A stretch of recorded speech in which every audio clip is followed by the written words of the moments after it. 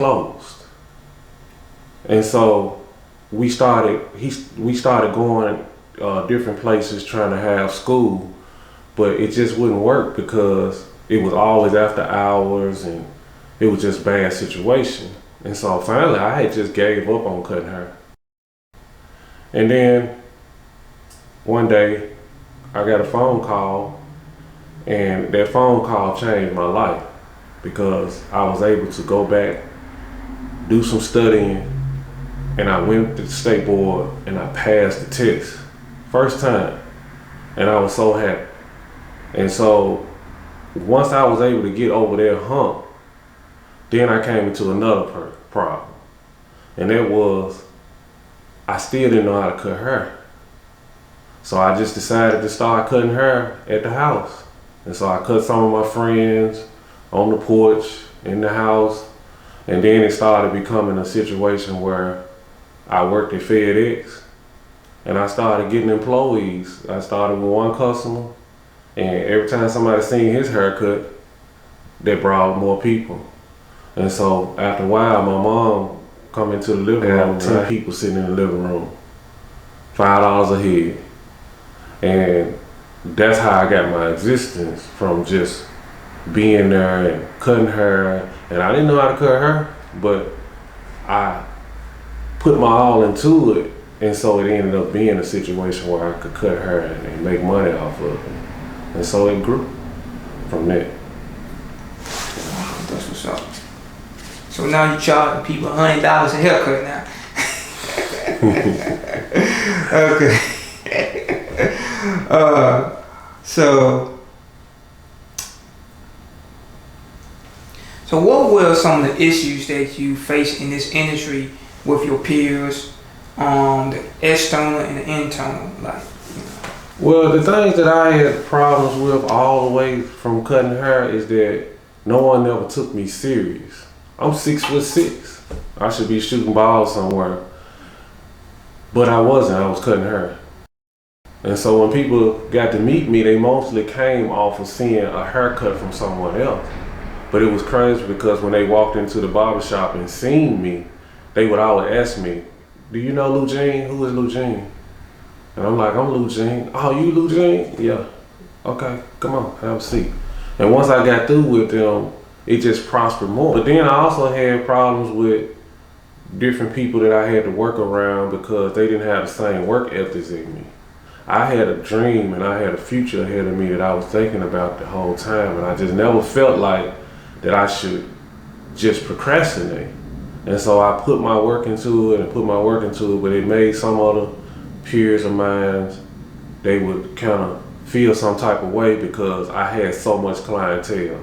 Some of them felt like I should give them clientele that I had. Some of them felt like I was ruining their business because I had so many people, and then they customers might get in my chair and that would upset them. But I never asked no one to get in my chair. I've always just cut hair. And when I cut hair, it produced more people. And so now I don't even have to think about haircut anymore, because of it. But I realized that the only way that I could make this be a success is if I had my own. And so that's what I have always worked hard on. This is my second situation. This is my second location that I've had. And it went from me being in the heart of the South Memphis, and now I'm downtown in the middle of everything. I'm in the middle of everything, and everything is growing around me now.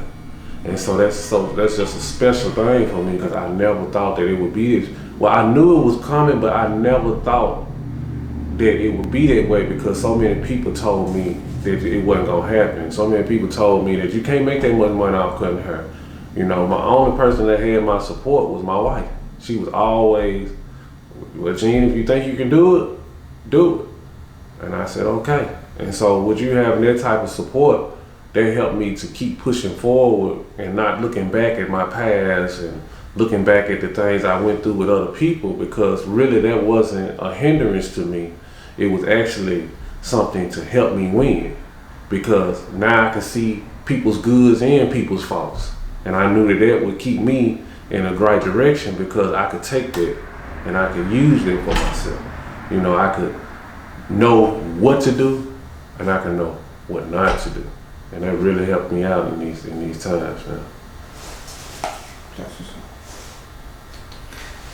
So, question, I asked you this question in the beginning of the, before the interview, you kind of, so what Black historian, resonates with you the most, Well, at first I thought I was gonna have a problem with that question, and then it made me think about it.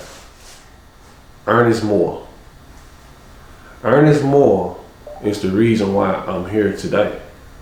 Because out of all the people, he was stern on me. He let me know that I was okay, but I wasn't good. And he made me start my situation over with him. And I stayed with him for 7 years. And he had been cutting hair for 50 years. He actually started on Beale Street. He was one of the first barbers here in Memphis that actually produced and made money and actually opened barbershops. He actually still have a barbershop right across the street from Coletta's on South Parkway. He recently died, and I went to his funeral. His funeral was actually on my birthday. That was January the 17th. And so I wish he could have seen when I was on Beale Street, because I wanted him to be back in an environment again where he was first at. But he didn't get to see it. But I did get to talk to him about it. And I sat down with him and I asked him, dude, what you think? Because I was kind of nervous about doing it. And he said, do it.